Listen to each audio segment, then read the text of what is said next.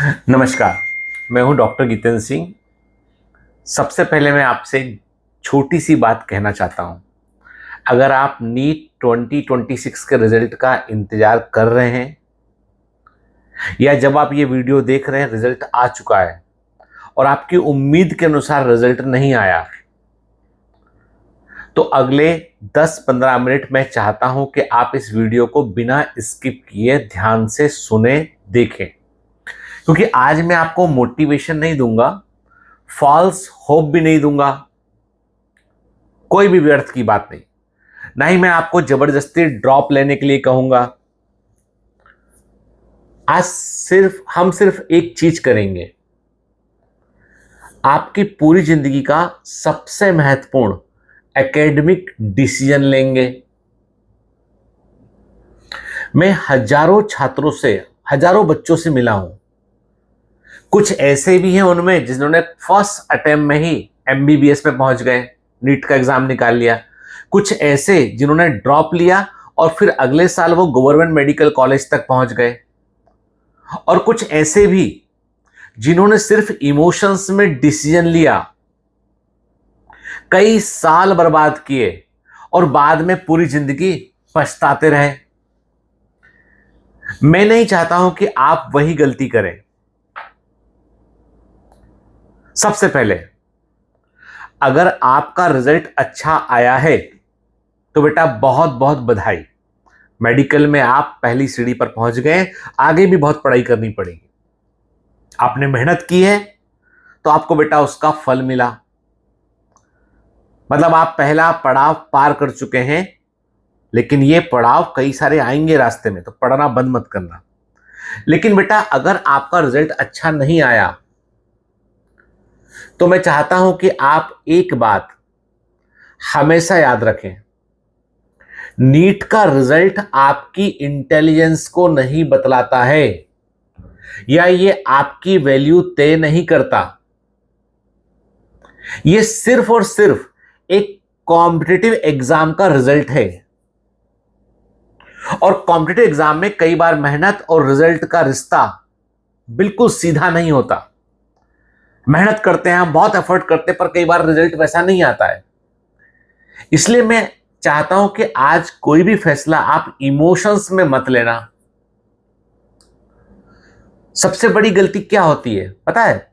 Result आते ही बच्चे 3 काम करते हैं। पहला, अपने मार्क्स को कंपेयर करते हैं। उसके इतने आए, फला के इतने आए, मेरे इतने आए। और दूसरा काम जो बहुत कॉमन हो गया अभी, इंस्टाग्राम खोलते हैं, जहां हर दूसरा बच्चा जो है 700 प्लस 650 प्लस नंबर लेकर घूम रहा होता है, उसे देखकर डिप्रेस होते हैं। तीसरा, रिलेटिव्स, रिश्तेदारों की बातें सुनते हैं। अब क्या करेगा, क्या होगा तेरा, अब और ड्रॉप लेगा क्या, साल भर पढ़ रहे थे फिर भी इतने ही नंबर आए, शर्म नहीं आती तुमको, ऐसे कैसे डॉक्टर बनोगे तुम। और ये सब बातें सुनकर यहीं से पैनिक शुरू हो जाता है। मैं चाहता हूं कि रिजल्ट आने के बाद कम से कम 48 घंटे, 2 दिन, 48 आवर्स तक कोई डिसीजन मत लेना। कोई डिसीजन मत लेना 48 आवर तक।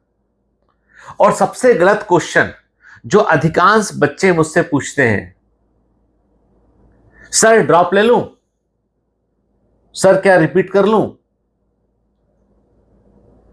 याद रखना, ये क्वेश्चन ही गलत है। ये क्वेश्चन ही गलत है। तो फिर सही क्वेश्चन क्या है? सही क्वेश्चन ये है कि आप पूछिए, सर क्या मैं अगले 10-12 महीनों में इतना इंप्रूव कर सकता हूं कि मेरी रैंक वाकई में आ जाए या मैं सिलेक्ट हो जाऊं? तो मैं पूछूंगा, क्या तुम वाकई में डिटरमाइंड हो मेहनत करने के लिए? अगर आपका आंसर यस है तो वो ड्रॉप जो है ना, एक शानदार इन्वेस्टमेंट हो सकता है। और अगर तुम हर साल डिस्ट्रैक्ट होते हो, शुरू में मोटिवेट होते हो, फिर डिमोटिवेट होते हो, तुम साल भर ट्रैक पर डिसिप्लिन के साथ नहीं रह सकते हो, तो भैया आंसर नो है। तो सिर्फ 1 साल और देना सॉल्यूशन नहीं है। तो मतलब सिर्फ 1 साल और देना सॉल्यूशन नहीं है। तो मैं आपको एक चीज बताऊं, मैं आपको बताता हूं बेटा कि बच्चों की 4 कैटेगरीज होती हैं और शायद इनमें से एक कैटेगरी आपकी भी होगी। बड़ी ईमानदारी के साथ सुनना। यदि पहला अटेम्प्ट दिया था आपने, यदि आपने पहला अटेम्प्ट दिया था, फर्स्ट अटेम्प्ट दिया आपने, और आपके नंबर 450, मतलब मैं बोलता हूं 400 से लेके 520 के बीच आ रहे हैं। आपके नंबर यदि 400 से लेके 525 के बीच में आ रहे हैं तो आपके कॉन्सेप्ट अच्छे हैं।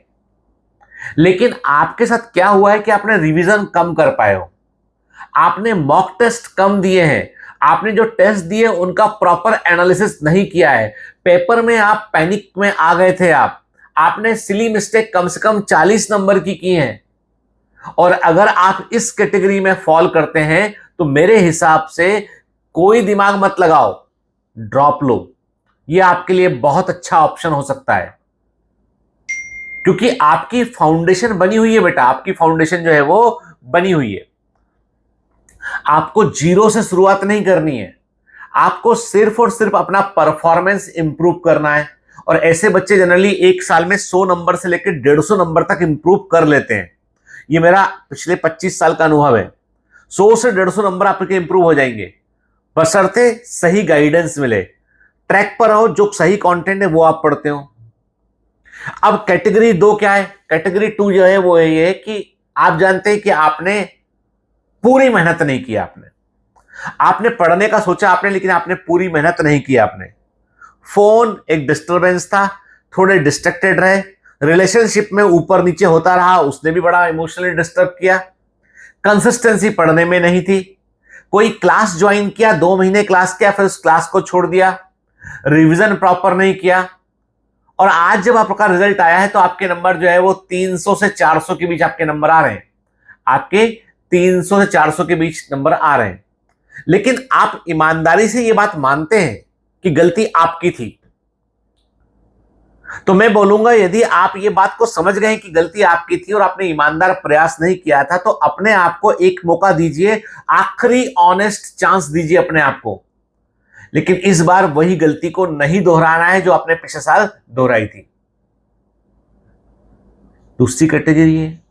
अब तीसरी कैटेगरी के बच्चे वो हैं कि आपका सपना सिर्फ और सिर्फ एमबीबीएस है, कोई दूसरा करियर आपको कभी खुश नहीं कर सकता है, आप बहुत डिसिप्लिन्ड हैं, फैमिली का सपोर्ट भी है, कोई फाइनेंशियल प्रॉब्लम नहीं है, मेंटल हेल्थ भी ठीक है, मोटिवेटेड रहते हैं, और आप पूरी ईमानदारी से 1 साल दे सकते हैं। इस साल आप नहीं दे पाए थे, संभवतः कोई भी कारण रहा होगा, या आपने फोकस ही नहीं किया नीट के एग्जाम पर आप ईमानदारी से 1 साल दे सकते हैं, किसी अच्छे कोचिंग में पढ़ सकते हैं, तो आप बिल्कुल ड्रॉप लीजिए।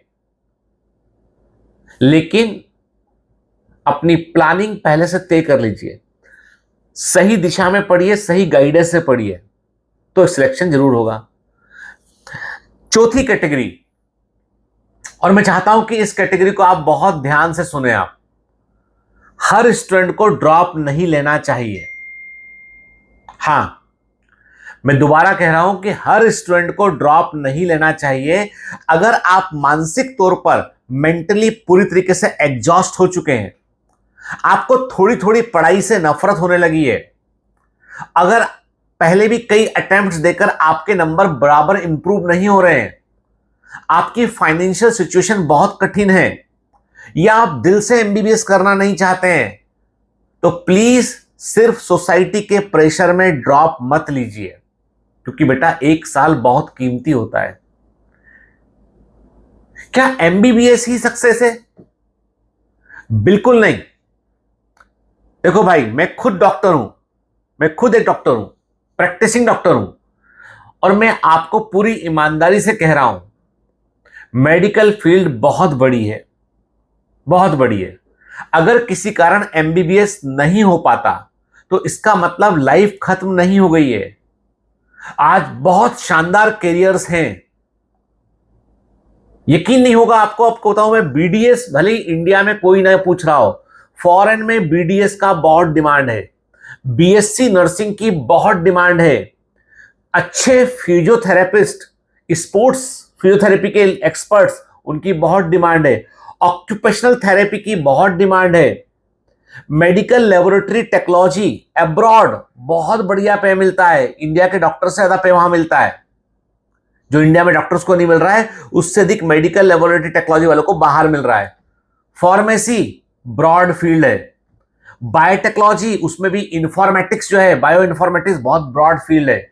न्यूट्रिशन बहुत अच्छा फील्ड है, अच्छी जगह से डिग्री लीजिए। क्लिनिकल रिसर्च अपकमिंग सबसे बड़ा फील्ड है। साइकोलॉजी, और साइकोलॉजी में जो डिग्रीज है वो बेटा अब्रॉड बहुत काम किए।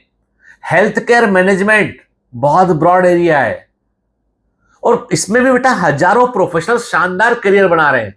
हर आदमी डॉक्टर बनकर मेडिकल फील्ड में नहीं है, कई लोग डॉक्टर नहीं है और वो मेडिकल फील्ड में बेहतर कर रहे हैं। याद रखना, सक्सेस जो होती है ना बेटा, वो डिग्री से कम और एक्सीलेंस से ज्यादा आती है। सक्सेस डिग्री से कम और एक्सीलेंस से ज्यादा आती है।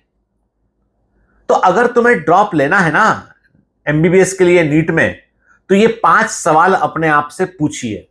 पहला, क्या मैं अगले 10 महीने रोज 8 से 10 घंटे कंसिस्टेंसी के साथ पूरे डिसिप्लिन से पढ़ सकता हूं?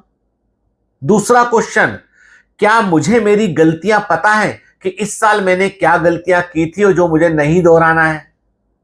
तीसरा, क्या मैं सोशल मीडिया को कंट्रोल कर सकता हूं, मतलब अपने ऊपर कंट्रोल कर सकता हूं कि मैं रील, शॉर्ट्स और जो है वो तमाम तरह की लुभाने वाली चीजों को छोड़कर, गेम को छोड़कर सिर्फ 10 महीने पढ़ सकूं?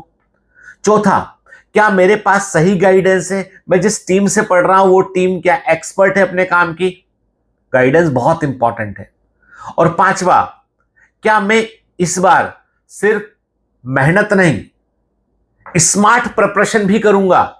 कई बच्चे मेहनत करते, अरे उससे नहीं, स्मार्टली काम करना पड़ता है बेटा। अगर इन 5 में से ज्यादातर का या सभी का जवाब यस है, सभी का जवाब यस है, तो ड्रॉप आपके लिए सही हो सकता है। अब मैं एक बहुत जरूरी बात कहना चाहता हूं। हर साल लाखों बच्चे ड्रॉप लेते हैं, लेकिन उनमें से बहुत से अगले साल भी वहीं रह जाते हैं, और यह कड़वा सच है। क्यों? क्योंकि उन्होंने सिर्फ 1 साल और लिया, लेकिन अपना तरीका नहीं बदला। अपना वो बदल नहीं रहे, वो टीचर को बदलना चाहते हैं।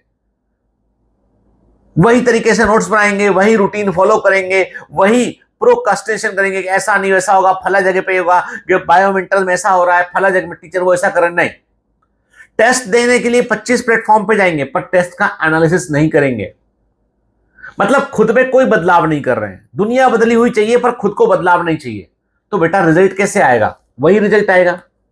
अगर तुमने ऐसे ही करना है ना, तो मेरी बात मान लीजिए, ड्रॉप लेने का कोई फायदा नहीं है। पता है बायोमेंटर्स में हमारी फिलॉसफी क्या है? मैं आपको कोर्स बेचने के लिए ये सब बातें नहीं कह रहा हूं, ये बात क्लियर कर लीजिए। मैं चाहता हूं कि अगर आप ड्रॉप लें तो यह आपका सिलेक्शन ईयर बने। आप यदि ड्रॉप लेते तो ये आपको सिलेक्शन होना चाहिए आपका। इसलिए हमने हमेशा concept clarity, daily practice, regular test, error analysis, mentorship और अकाउंटेबिलिटी पे सबसे ज्यादा जोर दिया है। क्योंकि हम जानते हैं सिलेक्शन सिर्फ पढ़ने से नहीं होता है। सिलेक्शन सही दिशा में लगातार पढ़ने से होता है, कंसिस्टेंसी और डिसिप्लिन से होता है। अगर आप सच में अगले साल गवर्नमेंट मेडिकल कॉलेज का सपना पूरा करना चाहते हैं ना, तो आपको सिर्फ मेहनत नहीं, एक सही सिस्टम चाहिए बेटा, जिसको तुम फॉलो कर सको।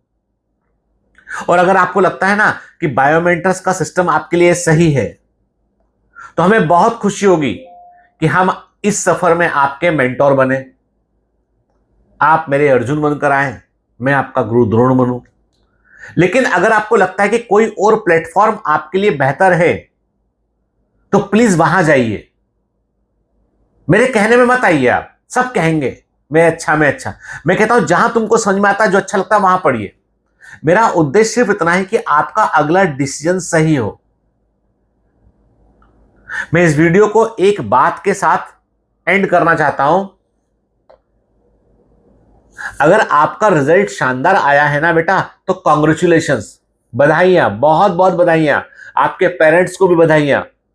अगर आपका रिजल्ट सही नहीं आया है तो भी उम्मीद मत छोड़िए, तो भी उम्मीद नहीं छोड़ना है बेटा। याद रखिए, एक एग्जाम आपकी पूरी जिंदगी तय नहीं करता, एक एग्जाम आपकी पूरी जिंदगी तय नहीं करता बेटा। लेकिन रिजल्ट चाहे जो भी हो, रिजल्ट के बाद लिया गया एक सही डिसीजन आपकी पूरी जिंदगी बदल सकता है। इसलिए जल्दबाजी मत कीजिए, मार्केटिंग में और बहकावे में मत आइए, इमोशंस में मत आइए, दूसरों के कहे पर मत चलिए, भेड़ चाल मत चलिए, कंपैरिजन मत कीजिए अपना। अपने पेरेंट्स के साथ बैठिए, अपने टीचर से बात कीजिए, अपना आत्म आकलन कीजिए, सेल्फ एनालिसिस कीजिए और फिर लॉजिक के आधार पर फैसला लीजिए। मैं आपके लिए दिल से प्रार्थना करता हूं कि चाहे आप एमबीबीएस चुने या कोई दूसरा रास्ता, जो भी आपकी चॉइस है, आप जहां भी जाएं वहां एक्सीलेंस हासिल करें, वहां परचम गाड़ दें आप।